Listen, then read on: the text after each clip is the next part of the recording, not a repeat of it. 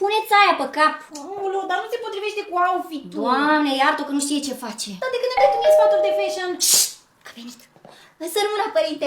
Lăudați să fie numele Domnului fiicele mele. Hai să trăiți. Ce mă, nu așa se zice? Cu ce vă pot ajuta roabele lui Dumnezeu? Am dorit să ne spovedim, părinte. Da, cum zicea? Oile rătăcite s-au întors la pastorul lor. Ne căim, părinte, am păcătuit mult. Știu, fiica mea, ce-ați făcut, că doar suntem prieteni pe Facebook. Serios? Eu sfat. Dar mă urmăriți și pe TikTok? Să vă dau contul meu, poate îl dați la Enoria și să facem un collab împreună. Facem și noi niște bănuți frumoși. Dar ce am zis, mă? Ce ne scuzați, părinte? Ei, drace, am văzut pozele, am văzut ce a scris pe perete, îmi e destul. Și ce trebuie să facem ca să fim iertate, părinte?